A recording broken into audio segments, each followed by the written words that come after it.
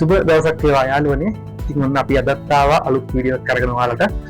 අද වීඩියෝ එකකින් අපි කතා කරන්න ලෑස්ති වෙන්නේ යාළුවනේ RT809F කියන BIOS ප්‍රෝග්‍රෑම් එක සම්බන්ධවයි. ඉතින් ඇත්තටම මේ ප්‍රෝග්‍රෑම් එක යූස් කරන්නේ කොහොමද කියන එක තමයි අද මම මේ වීඩියෝ එකෙන් ඔයාලට කතා බහ කරන්නේ. ඉතින් යාළුවනේ වීඩියෝ එකත් එක්ක රැඳී සිටින්න. තාමත් අපේ YouTube channel එක Giga Tech Computers අපේ YouTube channel එක subscribe කරලා නැත්නම් දැන්ම subscribe කරන්න යාළුවනේ. ඒ වගේම අලුතෙන් වීඩියෝ එකක් ආවොත් ඔයාලට ඒ වීඩියෝ එක ලබා ගැනීම ෆෝන් එකට notification එකක් ලබා ගැනීම සඳහා bell icon එක click කරලා තියාගන්න යාළුවනේ. ඉතින් යාළුවනේ අපි වීඩියෝ එකෙන් හමු වෙමු.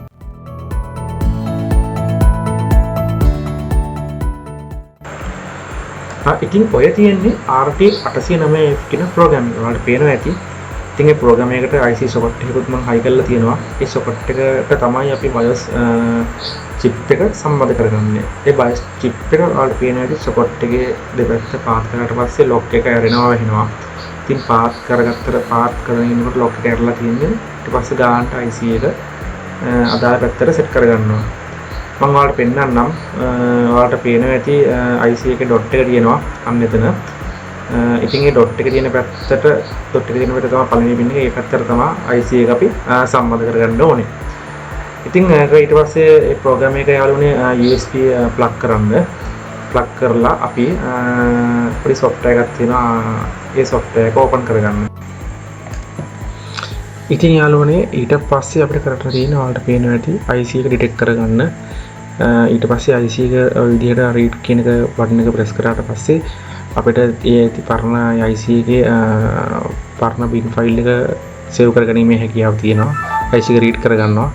ඊට පස්සේ අපිට අදාළ කැමති location එකක් දීලා ඒ පරණ bin file එක all bin file එක අපිට save කිරීමේ හැකියාව තියෙනවා.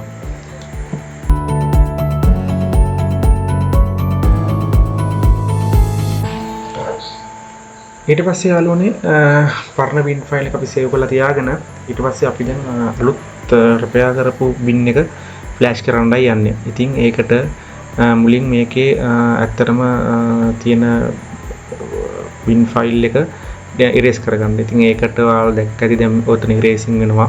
erase කියන එක press කරාට පස්සේ ඒ bin file එක ඔය ආකාරයෙන් erase කරගන්නවා. පස්සේ blank file check කරගන්නවා. ඒ කියන්නේ මේක හරියට 100%ක්ම erase වෙලාද තියෙන්නේ, මේකේ blank වෙලා තියෙන කියලා retest එකක් යනවා. ඉතින් ඒකත් ওই විදිහට ගියාට පස්සේ ඊට පස්සේ අලුත් bin file එක flash කිරීමේ හැකියාව තියෙනවා.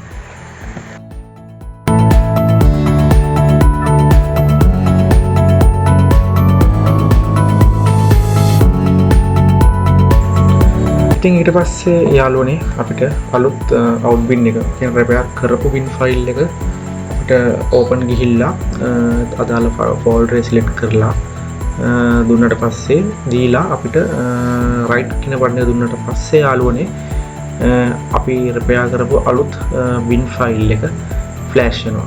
අපේ chip එකට flash වෙනවා.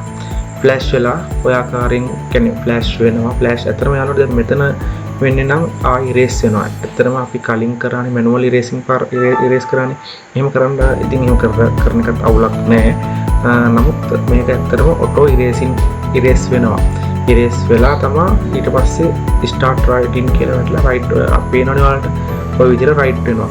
ඊට පස්සේ යාළුවනේ වෙන්නේ ඇත්තටම program එක අපි write කරපු program එක auto verify වෙනවා. verify වුණාට පස්සේ verify එකත් success වුණාට පස්සේ තමයි යාළුවනේ අපේ flash කරපු program එක success වෙන්නේ.